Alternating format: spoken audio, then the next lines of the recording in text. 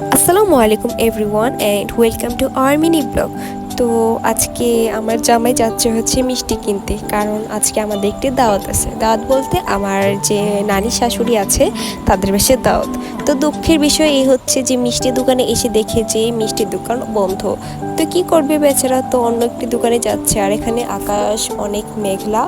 তো তারপর আরেকটি দোকানে এসে দেখে যে এই দোকান খোলা। তো ভাইয়াকে বললো যে মিষ্টি দিতে।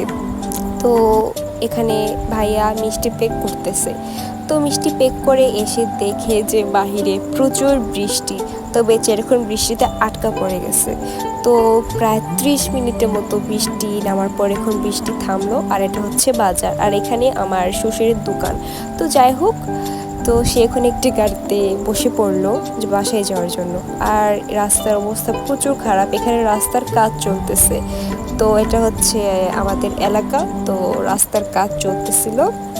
তো যাই হোক, আর পাশেই হচ্ছে নতুন একটি আলু স্টোর খুলবে। আলু স্টোর কি আমি জানি না, বাট এখানে আলু স্টোর খুলবে।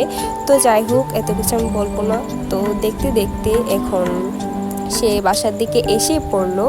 তো যাই হোক, তো এখানে সে আমার জন্য নুডলস নিয়েছে, কারণ আমি নুডলস অনেক বেশি পছন্দ করি। তো এখন সে বাসায় এসে পড়লো।